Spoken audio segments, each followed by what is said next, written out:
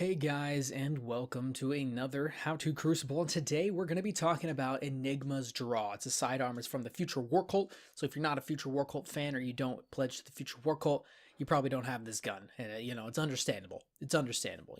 Everyone's got their preferences for their factions. But today we're going to be looking at Enigma's Draw quickly. So it is a kinetic sidearm, so it is in the primary slot. My opinions about this weapon is meh. I don't thoroughly enjoy the sidearms that are in the kinetic slot specifically, mainly because I haven't seen one kinetic sidearm that is like the Last Hope or the Last Dance or whatever, the 3-round burst ones. Those ones are the best ones, by my experience at least. Those are the best ones, the 3-round bursters. They do the most damage quickly and efficiently. And those are all usually the energy slots. And I have yet to see one in the primary slot, and all I see are these kind of crappy ones in the primary slots. And they're really not worth taking a space up with. Like, honestly, they're just not good at any capacity.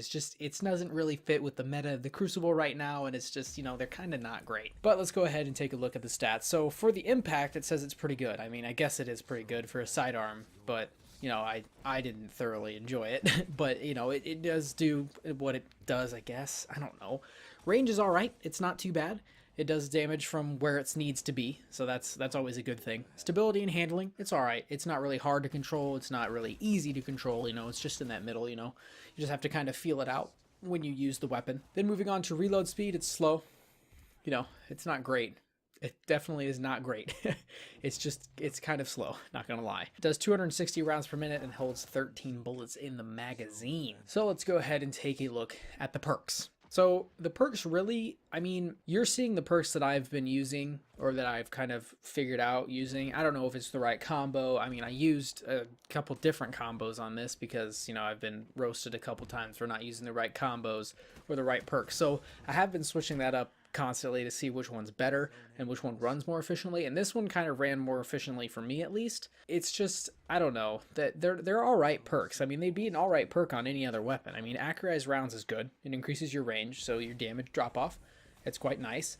And then also Zen Moment causes more stability as you cause more damage. So that is also a very good perk. I enjoy Zen Moment. Zen Moment is a very good perk on any other gun. But on a sidearm, it really doesn't make a whole lot of sense because it's just, you shoot it, it's a tapper, right? So it's not like a auto rifle or a pulse rifle where the stability really counts in there because it keeps it down while you're continually, firing automatically. But it did give me some help within the Crucible. It gave me some help while I was playing with it. It's just, the perks are good, but they're not great because they don't really fit with the weapon. I don't know how to explain it. They just really didn't help the weapon a whole lot, mainly because it's a sidearm that is freaking kinetic and they don't work very well. So for perks, I am going to give it a 6.5. Moving on to long range. Long range, I'm just going to say it. I'm going to give it a 2. I'm giving it a 2 because I could hit stuff. And that's all that matters. If you can hit stuff, you can get more than one, that's for sure. That's how I've been doing it. So if I can actually hit things from kind of far away without, freaking out and trying to throw my controller at the screen, then I give it a 2. But if I can't hit anything, then I just get really mad and I give it a 1. But it's getting a 2 for long range. That literally is the only explanation. Short range, I'm giving it a 5. I'm giving it a 5 because it's just not what you would want to use up close, honestly. Yeah, you could get beat out with a frickin' scout rifle at this point. Someone could come at me point blank range with a Jade Rabbit and kill me faster than I can kill them. Just saying. This is just not great. I don't enjoy these sidearms in the kinetic. They don't work so well. You've seen minimum distance and you've seen other weapons. I don't even know if I've done another kinetic one besides minimum distance, but they're not worth a slot, honestly.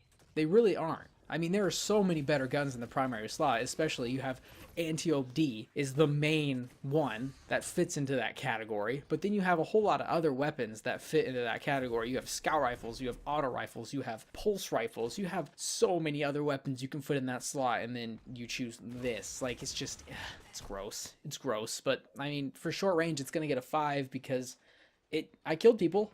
I did an alright job. It was just, it was more of a 50-50 chance than anything, though. Now, moving on to effectiveness, we know that we have to do a little bit of a math calculation. So, in the 15 matches, I had 170 kills and assists and 120 deaths. You add those up, I had 290 engagements. 290 is low. If you haven't watched this channel for a while, you know, or if you have, I guess I should say, you know that 290 engagements in 15 matches is very, very minimal at this point.